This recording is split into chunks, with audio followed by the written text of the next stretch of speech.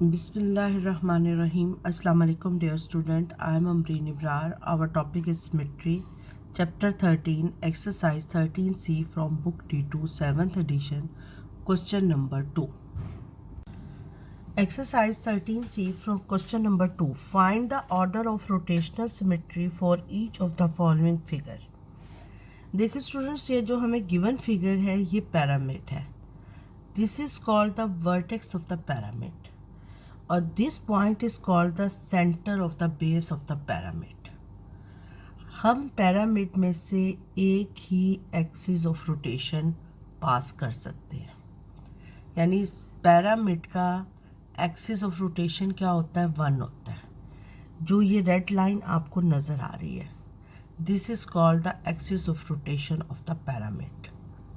Clear? कोई भी pyramid दे दिया जाए और कहा जाए कि इसके एक्सिस ऑफ रोटेशन कितने हैं, तो आप कहिएगा कि 1 एक्सिस ऑफ रोटेशन है. अब हमने बताना है कि इसकी रोटेशनल सिमेट्री कितनी है. देखिए स्टूडेंट्स, ये पैरामिड की बेस क्या है. Length of 4 sides are equal, so it is a square. The base of the pyramid is the square. We know that the line of symmetries of squares किसके equal है, 4 है.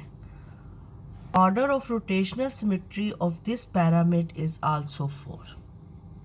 ठीक है, जितनी line of symmetry of base होंगी उतने ही order of rotation of pyramid होंगे. Clear हो गई बात.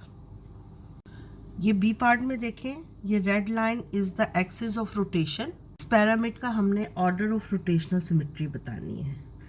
हम इसकी बेस को कंसिडर करते हैं. देखें बेस की कितनी साइड्स हैं, 1 2 3 4 5 6 साइड की बेस है.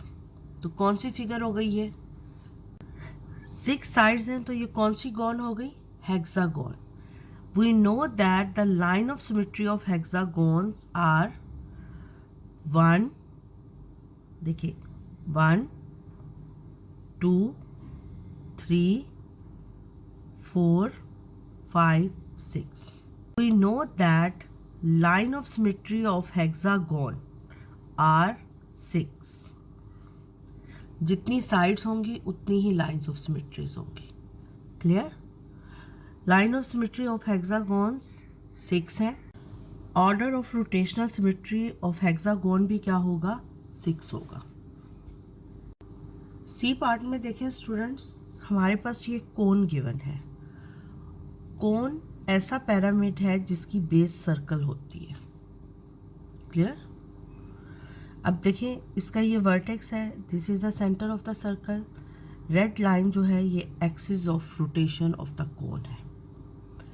अब हमें पता है कि line of symmetry of circle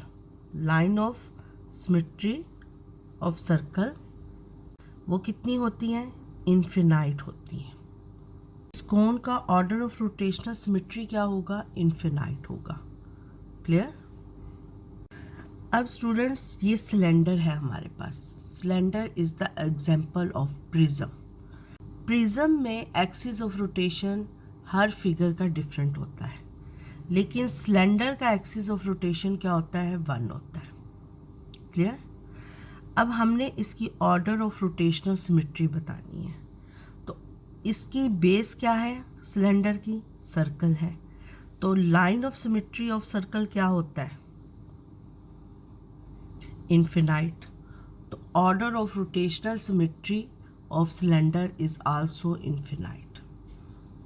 देखिए स्टूडेंट्स, मैं ऑर्डर ऑफ रोटेशनल सिमेट्री को ORS लिख रही हूँ, order of rotational symmetry. Again देखें, ए पार्ट क्या है, line of symmetry of base क्या है, 4. तो ऑर्डर ऑफ रोटेशनल सिमेट्री क्या होगा, वो भी 4 होगा. सिमिलरली बी पार्ट में देखें, line of symmetry of this pyramid is 6. तो ऑर्डर ऑफ रोटेशनल सिमेट्री क्या होगा, 6. सी पार्ट में देखें, line of symmetry of this cone is infinite. तो ऑर्डर ऑफ रोटेशनल सिमेट्री क्या होगा, वो भी इन्फिनाइट होगा. डी पार्ट सिलेंडर है. लाइन ऑफ सिमेट्री क्या होती है, इसकी बेस की इन्फिनाइट होती है, तो ऑर्डर ऑफ रोटेशनल सिमेट्री इसका क्या हो गया, वो भी इन्फिनाइट हो गया। देखिए students, line of symmetry of base of cylinder क्या होती हैं, इन्फिनाइट, तो ऑर्डर ऑफ रोटेशनल सिमेट्री भी क्या हो गया, इन्फिनाइट हो गया। स्टूडेंट्स, अगर आपको मेरा चैनल अच्छा लगा है तो मेरे चैनल को लाइक, शेयर और सब्सक्राइब कर दें। अल्लाह हाफिज़।